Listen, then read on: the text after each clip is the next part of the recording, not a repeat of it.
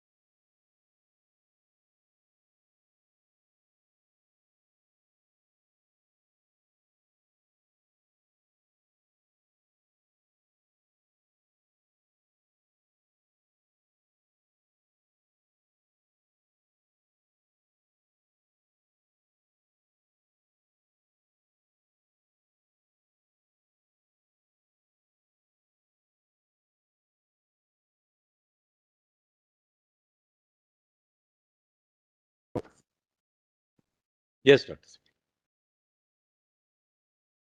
As I start, I have one request. I want to maintain the discipline of the Constitution bench. So I'm requesting your lordships to give me 5 minutes when your lordship assembles at 3 o'clock on a most extraordinary urgent mentioning. I won't do it now because it's a Constitution bench. Your lordship is fortunately rising at 2:55. So I'll do that before the other matter starts. And your lordship will take it that I'm not abusing the process. Your lordship hears what has happened. But that apart, now let me continue with this. The mentioning is unrelated to this matter. Unrelated. Because I was only looking at unrelated. The point of the bench. Then Justice Narasimha and I will come back for the mentioning, and then I'll assemble in the. Nothing to do with. No, nothing to do with this. Why? Agency. Well, it's with your lordship's permission. Well, it's a senior person in public life called Pawan Kheda was boarding a flight today at around 11 o'clock. At the flight, inside the flight, he was deboarded on 3 sets of complaints, Varanasi, Lucknow and Assam. The section invoked is 153A, 153B, national integration and enmity between groups. And based on a statement, I'm not at all justifying any statement. I may not use that language, even not, but was based on a statement in a press conference and sought to be whisked away at the moment they are at the airport. And being taken away by Assam police at Delhi airport. Therefore, till 3 o'clock they are there, and I'm showing that this cannot be a possible. We are asking for consolidation because now all over the country they are filing these FIRs. And with consolidation, who's Mr. stay of arrest. Stay of arrest. Who is Mr. Pawan Kheda? Mr. Pawan Kheda is a spokesperson of the Congress, and he has frequently had interactions with the press. He may, I will, for a moment, without going to the merits, have made a statement which many people would not make. Personally, I would not make. But the statement, I don't want to. I can repeat the statement, but I don't want to repeat it. We take it up at 3 o'clock? That's all I'm saying. 3 o'clock is fine, no? Yes, 3 o'clock. Then, okay. Please tell them till 3 o'clock. Yes. Have you got some petitions? Yes, we've got the provisional number. We'll have hopefully a diary number, but at least a provisional number in 3 sets. Yes. All right. Now, Miliz.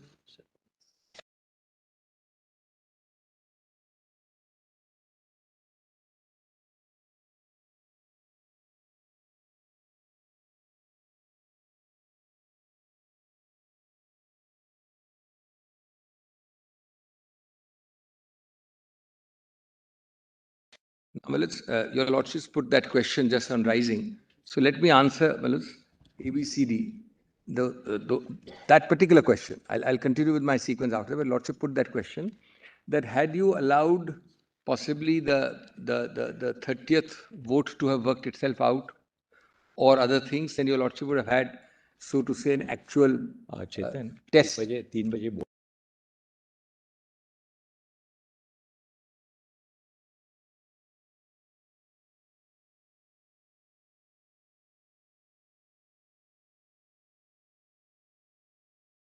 The courtmaster.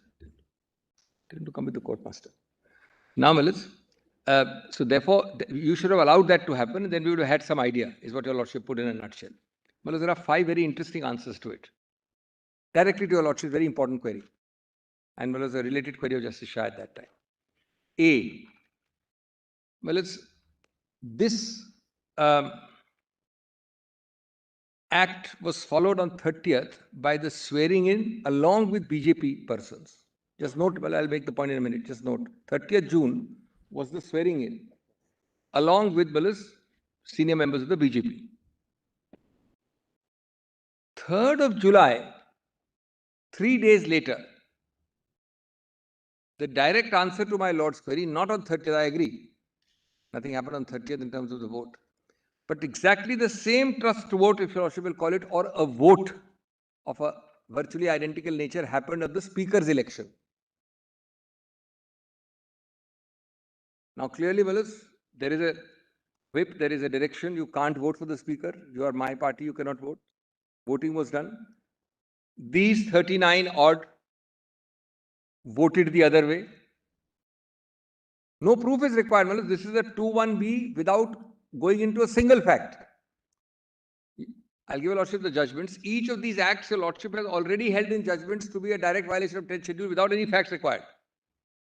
If I vote for a speaker and I'm under a discipline of my party, you can't vote for him. You don't require anything else. You only need to see the voting. Did I press that button or not? Nothing else is required to be seen. That is on 3rd. So what my lords is saying, nothing could change between 3rd, 30th and 3rd. 3 days, well, no majority would change. No numbers would change. Then the third answer is the 4th of July. Again, an identical trust vote took place for Mr. Shinde. Again, you were told not to vote. Again, you voted. Same people, same vote, same system, same everything. 4th of July, a trust vote in the affirmative for Mr. Shinde. So my lord has ample proof. My lord rightly said, how will we know? We'll have to go into something. This is a very, very interesting case where 2(1)B requires nothing, 2(1)A also requires nothing. Normally, your lordship, 2(1)B can be a per se completely, but something may be required for 2(1)A. Here is a case where both 2(1)A and 2(1)B are per se.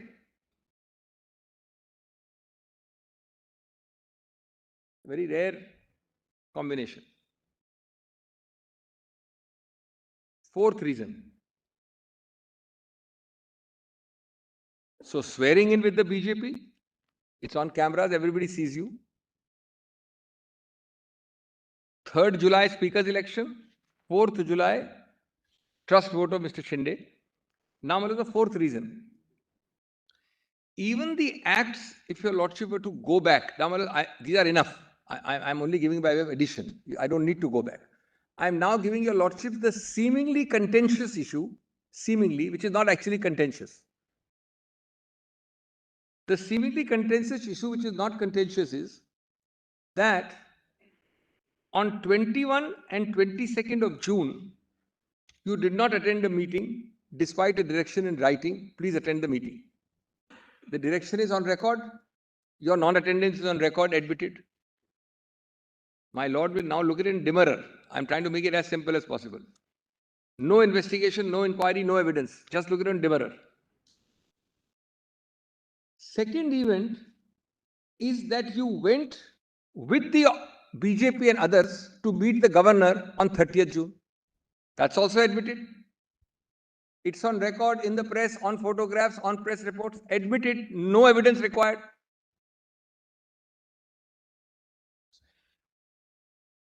As your lordship noted, this visit on 30th led to the swearing in which I have already mentioned.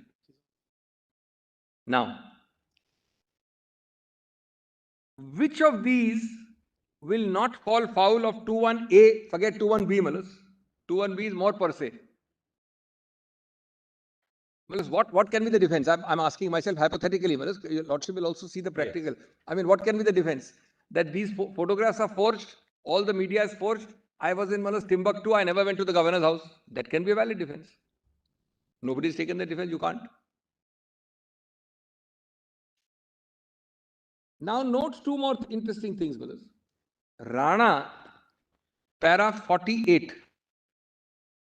Lordship knows Rana very well, brothers, the Constitution bench. Specifically says that the act and conduct of going to a governor would constitute disqualification. That's Constitution bench. Citation the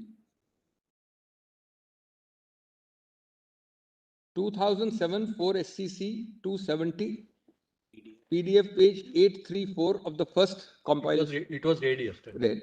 Only Malus para 48. So Rajendra C. Rana. I beg one? Rajendra C. Rana. Correct, Rajendra C. Rana. So Malus, this is very interesting again. The fact is admitted and the law is covered. What is it that a lordship has to do by way of an exercise is my question to myself. With great respect, nothing, Malus. Fact is undeniable, admitted, and the law is covered. And covered too by a Constitution bench. We are not saying, Malus, I can even, Malus, bow down with great respect in a very contentious issue. Your lordship says, why should we not send it back? There is no issue here. Now note the second judgment, Srimant Patil gives a citation. Srimant Patil is the Karnataka judgment. Para 174 and 176. Para 174 and 176. The citation is 2020, Volume 2, SCC 595. 3 learned judges. This is the 2020. 2020, 2 SCC 595. The PDF page in the first law compilation is 1249. It's starting page, I'm sorry. The relevant para is 174 and 176. At PDF page 1307 and 1308. This holds the second point. Not attending meetings is culpable. This is the inception. 21st June and 22nd June, you didn't attend meetings. This judgment holds that not attending meetings is sufficient to disqualify. So, Manoj, in this 5 sets of facts, facts are admitted, law is covered. Now, you can always say that we want to do this, we want to do that, but if there is a purity and a social and a political evil to be controlled by 10 children, then this requires no adjudication of any kind except the formality of a notice and looking into it. And what is the, even till today, what can be the defense of this? I am prepared to accept a new defense today. There cannot be a defense to these things. This, is the light of, but I had finished on subject 2, putting to you notice and risk, on your own risk and cost, telling you in advance, warning you. Now, kindly consider, why is this principle?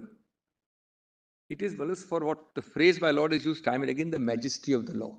It is not an empty rhetoric. Imagine, how much strengthened the rule of law is when your lordships in a rightful case does not one but 2 or 3 things. One, your lordships accepts fallibility. There is a line of cases of actus curiae that we were wrong. Justice Bhagwati, in a case I must thank my learned friend Mr. Shibbal to point it out, said to accept fallibility is no act of heroism. So, then the consequence of accepting fallibility must follow. Otherwise, accepting of fallibility is empty.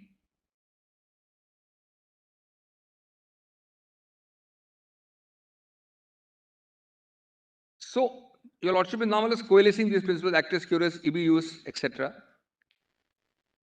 Imagine, the strengthening of the rule of law when your lordship says, demolish this building, even though we believe it's going to cause a lot of misery. The last one your lordship did took almost 6 months under your lordship supervision because 3 dates were extended. I believe my Lord Justice, Chief Justice was on the bench with us. But it happened because your lordship had a finding, had a view of the merits.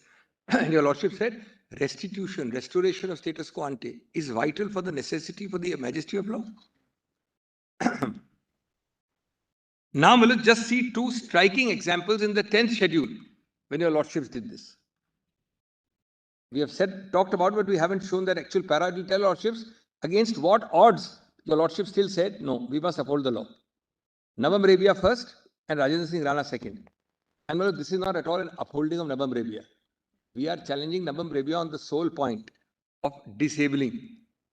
The fact that I rely on Navam Rebia for this, doesn't at all, I'm entitled, not to be hit by a stopple on that at all. Now kindly turn to Navam Rebia, just note the paras. 214.1, 0.3 and 0.4. This was the case, as the lordship remembers. Governor, speaker, preponing date. Your lordship knows now, we've argued for 3 days. Your lordship knows the facts. But see what the court did at the end. It could have found a number of reasons to avoid doing this, or not giving the answer or postponing it.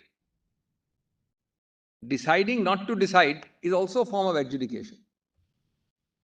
But when your lordship is convinced of the merits, your lordship decides to decide howsoever severe the consequences. Kindly see this now. 214.1 is at iPad, PDF page 1158. 1158, first volume, the compilation first volume. My lord is seen, but this part my lord is not seen.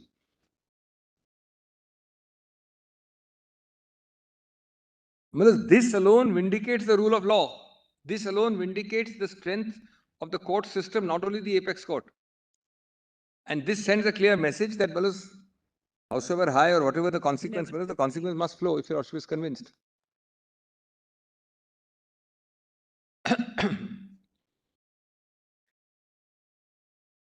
Now, there could be no more scrambled egg in the context of 10th schedule than Navam Rebia. Your lordships unscrambled it. Please see 214.1. The order of the governor of 9th of December 2015, preponing the 6th session of the Arunachal Legislative Assembly from 14th January to 16th December of previous year 2015, is violative of Article 163, read with 174, and as such is liable to be quashed. The same is accordingly hereby quashed. I'll skip the next one, come to the next after next. 214.3. Now, this is even more important. Well, remember, time had elapsed in between. Navam Rebia was decided on, give me the date. This is important, the date is important. 13th July 2016 is the decision. Show the first page. 13th July 2016. These events related to almost 8 months earlier, brothers. New government had come in. It was very easy to say so many things and not do this. But the court, if I may say, did the right thing in terms of consequence. All steps and decisions taken by the Arunachal Pradesh Legislative Assembly pursuant to the governor's order and message of 9/12/15 are unsustainable in view of the decisions at 214.1 and 214.2. The same are accordingly set aside. It was argued, as is argued frequently, that even if your lordship holds it illegal, the intervening decisions will not be set aside. Your lordship hears those arguments every day from this side of the bar or whatever. But this is, if I may say, it's the constitutional walking of the talk in case, once your lordship is convinced. Next, in view of the decision at paras 0.1 and 0.3 above, the status quo ante as it prevailed on 15/12/15 is ordered to be restored. That's 8 months earlier. That's why the date of 13th July versus the date of December 15, there's a hiatus of 8 months. A lot has happened in 8 months, but most of all, the government is changed. Otherwise, all these principles, etc., will remain paper principles.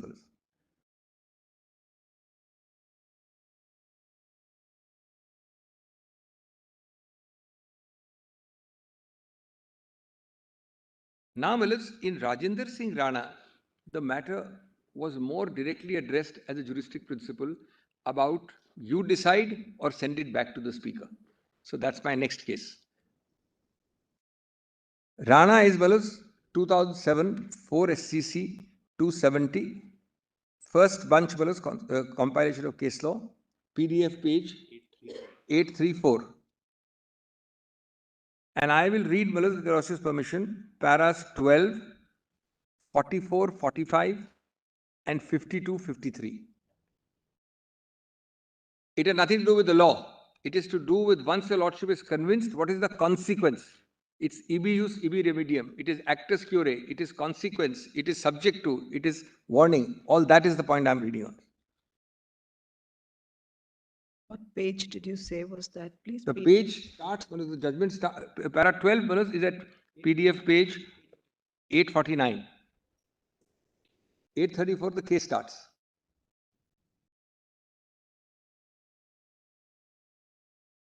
Here the argument was made squarely, that kindly decide. And the rival argument was don't decide. Let the speaker decide. The respondents, may I read this?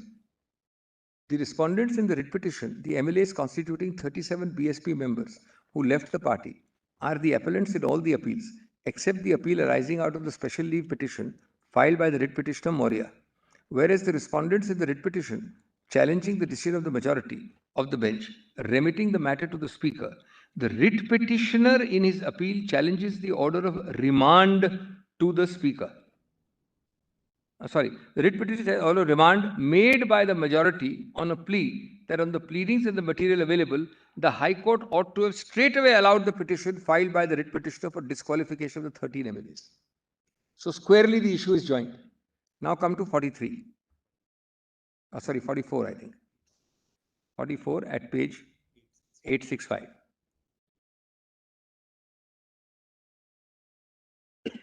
Normally, and well, if I may say so, the contentious issues in this case would be far, far more than the contentious issues in my case. Far, far more. Normally, this court might not proceed to take a decision for the first time when the authority concerned has not taken a decision in the eye of the law. And this court would normally remit the matter to the authority for taking a proper decision in accordance with law. And the decision of this court itself takes on the relevant aspects. What is urged on behalf of the Bahujan Samaj Party is that these 37 MLAs, except a few, have all been made ministers. And if they are guilty of defection, with reference to the date of defection, they have been holding office without authority in defiance of democratic principles, and in such situation, this court must take a decision on the question of disqualification immediately. Well, my case has one chief minister, forget ministers. One amongst them is the chief minister, many are ministers. It is also submitted that the term of the assembly is coming to an end, and expeditious decision by this court was warranted for protection of the constitutional scheme and constitutional values. We find considerable force in this submission. This is what the Constitutional Bench is saying. Here, the alleged act of disqualification of 13 MLAs took place on 27th of August. And well, this is only 13. We are 39 in this case. 42 actually, well, there were 3 independents also. When they met the governor and requested him to call the leader of the opposition to form the government. The petition seeking disqualification of these 13 members based on that action of theirs has been allowed to drag on till now. It is not necessary for us to consider or comment on who was responsible for such delay. But the fact remains that the term of the Legislative Assembly that was constituted after the elections in February 2002 is coming to an end on the expiry of 5 years.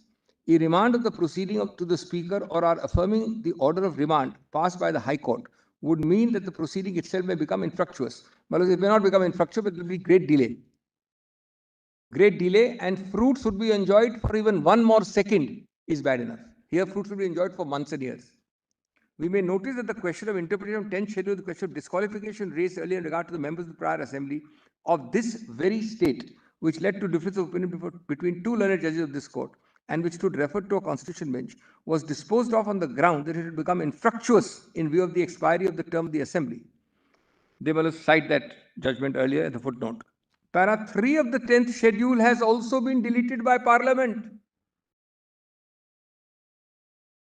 Though for the purpose of this case, the scope of that paragraph is involved. So, this case involved para 3. In my case, the lordship doesn't even have para 3. What adjudication is required? Rana involved the pre-existing non-deleted 3.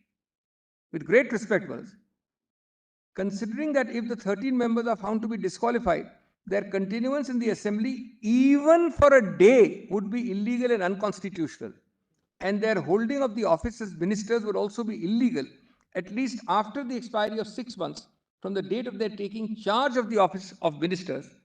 We think that the court is bound to protect the Constitution and its values and the principles of democracy, which is a basic feature of the Constitution. This court has to take a decision. Now, this is important. This court has to take a decision one way or the other on the question of disqualification of the 13 MLAs based on their action in August 2003. Lastly, para 52 and 53, where they conclude finally on the result, on the factual result and the result of the case. As we have indicated, para 52 above, para 52 is 869. As we've indicated, nothing is produced to show that there was a split in the original political party on 26th August, as belatedly put forward in a later point of time. But still the plea of split was on 26/8. Now that question, Your Lordship doesn't have to headache about, no problem. On the materials, the only possible inference in the circumstance of the case is that it has not been proved, even prima facie, by the MLAs sought to be disqualified, that there was any split in the original political party of August 2003 as claimed by them. The necessary consequence would be that the 24 members who later joined the 13 could also not establish a split in the original political party as having taken place on 26th of August. In fact, even a split involving 37 MLAs is not established. There it was in 2 batches. 2 batches then. That was also the inference rightly drawn by the learned Chief Justice. In view of our conclusion, in view of our conclusion that it is necessary not only to show that 37 MLAs had separated, but it is also necessary to show that there was a split in the original political party. The above finding necessarily leads to the conclusion that the 13 MLAs sought to be disqualified had not established a defense or answer to the charge of defection under para 2 on the basis of para 3. The 13 MLAs therefore stand disqualified with effect from August 2003 Supreme Court finding directly at placetum E. The very giving of a letter to the governor requesting him to call the leader of the opposition to form a government by them itself would amount to their voluntarily giving up the membership of their party. Here they went ahead. They went with the BJP to the governor, in my case today. If so, the conclusion is irresistible that the 13 members of the BSP who met the governor in August 03, who are respondents so-and-so in the writ petition filed by Moria, stand disqualified in terms of 191, read with para 2, with effect from 27th August. If so, the appeal filed by the writ petitioner has to be allowed, even while dismissing the appeals filed by the 37 MLAs by modifying the decision of the majority of the division bench. Hence, the writ petition filed will stand allowed with the declaration that the 13 members who met the governor on so-and-so, being respondents so-and-so, in the writ petition stand disqualified from the UP Assembly with effect from August 2003. The appeals are dismissed. Well, this is really, if I may say so with great respect, the right approach for the very existence and raison d'etre of 10th schedule and for the majesty of the law. And no other court can have more powers in this regard than your Lordship's court.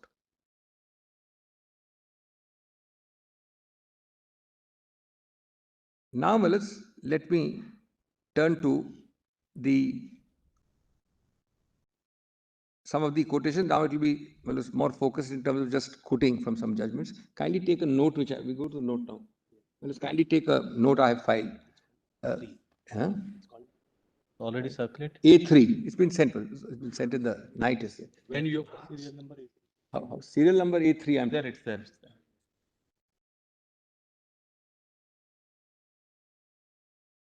A3.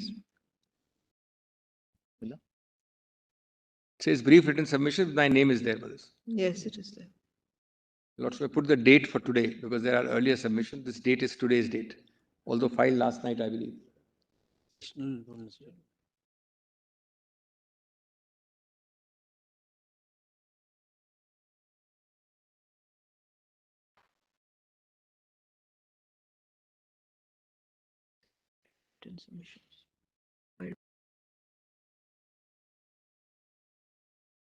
Made today?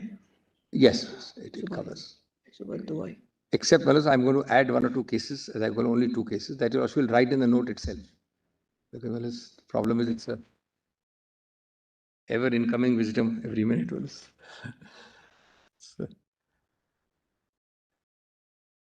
may I read, Melissa? Just a moment.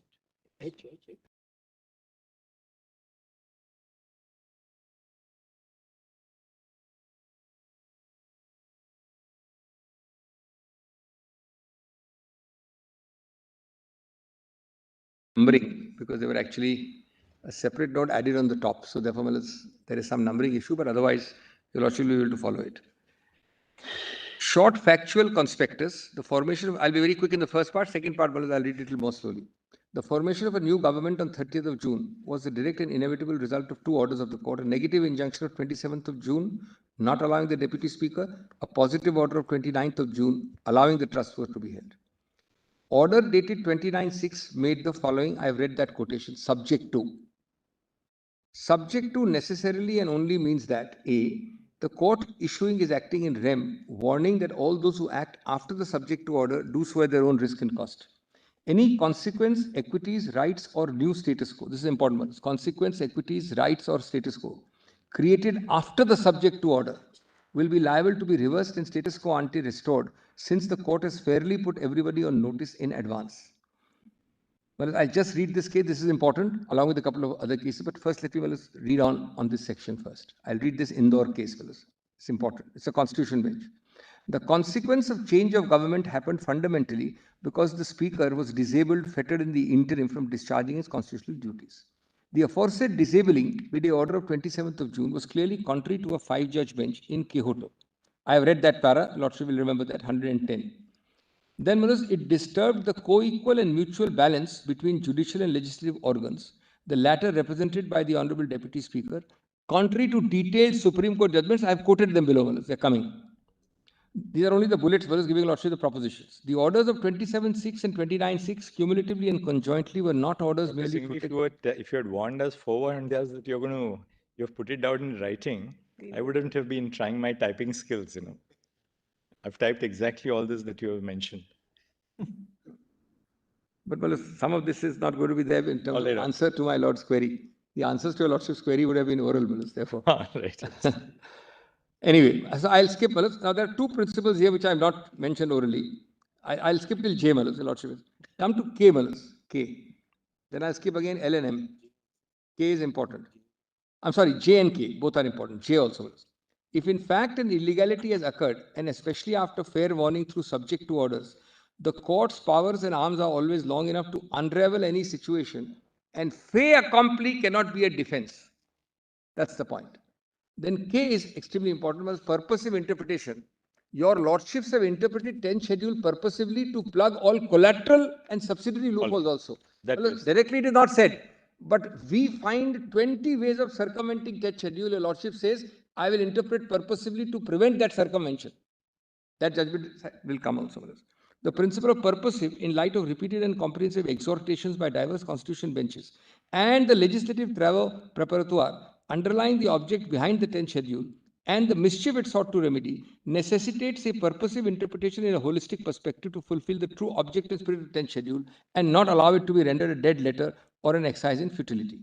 Then, Malas, L is Nabam, M is Rana. Right, Malas? Now, just Malas, you can skip para 1 in Chauhan's case. The first line of the bold-faced Lordship may note, it is trite law that neither the governor nor for that matter this court has the power to impinge upon the authority of the speaker to take a decision. This is Malas, the co-equal aspect. Apart from the Quixote, no injunction aspect. So this judgment, the Lordship will note, Justice Chandrachud and Justice Gupta's judgment. Thus, the principle of respecting the field of functioning of each constitutional functionary requires the court not to interdict either the disqualification proceedings before the speaker or the proceedings in the House. However, in the present case, that I'll skip, Malas. Then Quixote, Malas, 125 and 126. This is not that 110. 125, Malas, just turn to for a minute, Malas, it's in PDF 140 of the first comparison. That's okay, we can read it from here. Yes, yes. You can read it out and then go to 120. Well, this is 126. I'll also just add in hand. 125 is important also. I forgot to put that. Just note that. The purpose of interlocutory orders is to preserve in status quo the rights of the parties so that proceedings do not become infructuous by any unilateral overtax by one side or the other. Then was Samir Bhojwani, a judgment to which my Lord, the Honorable Chief Justice of the party, though authored by Justice Khanvilkar, 2018. Distinction between molding of relief and granting of mandatory relief held that interim relief can be granted only to restore the status quo and not to establish a new set of things different from the state which existed at the date when the suit was instituted. You've created a new status quo that's very different from maintaining a status quo. Yes. Then Manas Bomma in para 8, para 115, it has, however, to be made clear, this is Manas 3 judges out of the 7, and it's part of the concurring.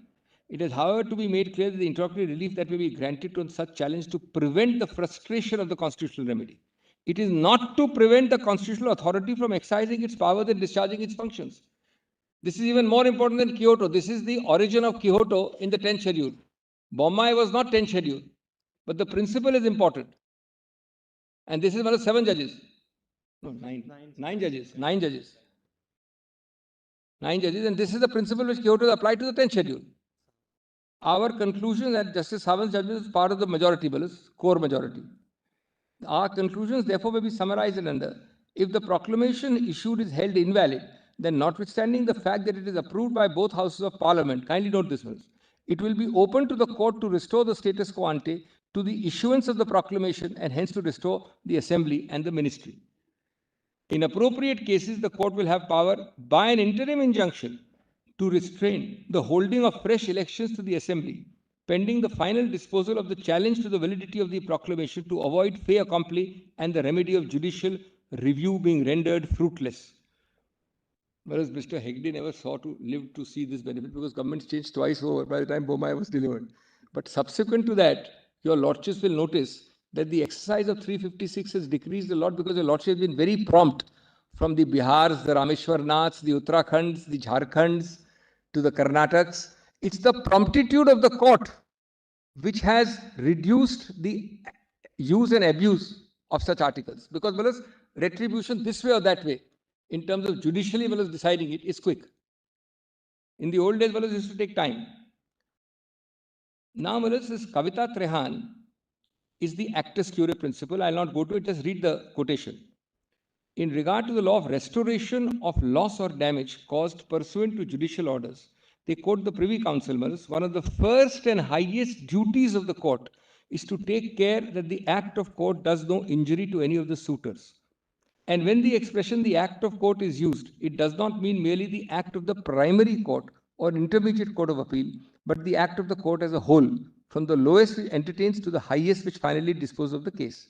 Then they cite this Kedarnath. Under 144, this is the but-for test. Restore the parties to the position in which they would have occupied but for such decree or part thereof. The but-for test it is called. Nor indeed that this duty or jurisdiction arise merely under the said section. It is inherent in the general jurisdiction of the court to act rightly and fairly according to circumstances. Then, they consider the submission. I'll skip that. Come to the end of that para 23. It's a long para. The boldface is sufficient, that such a thing was achieved by an ex parte order tends to shake the litigant's face in the judicial process. That will not apply. Navam Rebia, I will skip. Now, here, before your lordship comes to the object, that is para 13 onwards, there are two important judgments your lordship will note. One is Bhuller. This is not there. Lordship may note it down on the side. These three judgments. This is not there. No, but my proposition is not there. Your lordship may, it's not cited here. First is Bhuller, Devendra Bhuller, the death convict case. 2011-14 SCC 770. It's the PDF 926. And the relevant paras are 107 and 108. Please turn to that. If there is an initial wrong, the court says, I'm sorry, 107 and 108. It's a very important principle. Kindly turn to PDF page 967 in the first compilation. Right? First compilation. 966. What's the proposition? If the initial wrong is found, then all consequential things must be adjusted so as to rectify that initial wrong. And second sentence is very important. This principle applies equally to judicial orders. This is very important. Please turn to 107, 108, para number. Which page? 107 is at page 966. Put it here. It is a settled legal proposition that if the initial action is not in consonance with law, I'm sorry, does my lord have it? My lord doesn't have it. It's on substantial and consequential action. The page is 966 bottom. It is a settled proposition of law that if initial action is not in consonance with law, all subsequent and consequential proceedings would fall through for the reason that illegality strikes at the root of the order. In such a situation, the legal maxim, it is given there, meaning thereby that the foundation has been removed, structure, work, falls, comes into play and applies on all scores. Now, the next para is more important. Next para. In Badrinath and Kerala, this court observed that once the basis of a proceeding is gone, all consequential acts, actions, orders would fall to the ground automatically, and this principle will apply to judicial, quasi-judicial and administrative proceedings equally. This is the meaning of majesty of the lawman. Well, I'll just take a little bit of time on Tuesday, but I won't take very long. Rice?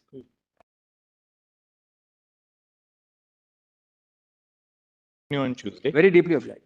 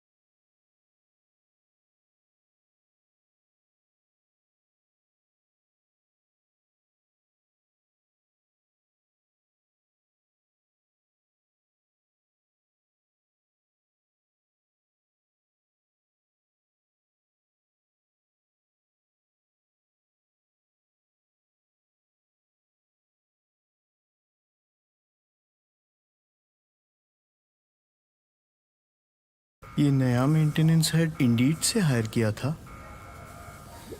नहीं sir, वो मेरे पड़ोसी का भाई।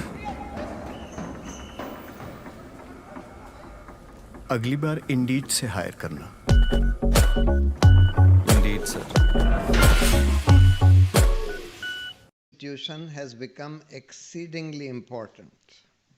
We know that the higher judiciary was created by the Constitution to ensure the protection of the Constitution itself, protection of democracy, protection of fundamental rights of citizens.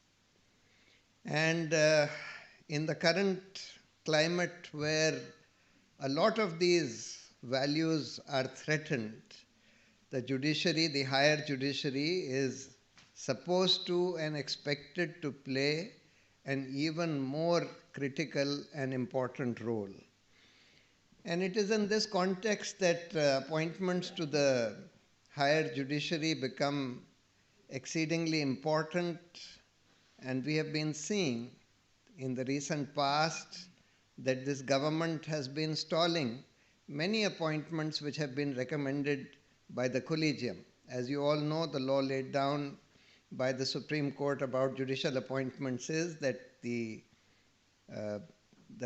persons, the judges will be selected by the Collegium of Senior Judges of the Supreme Court, and the government can only return the matter back to the Collegium once if they have some objection.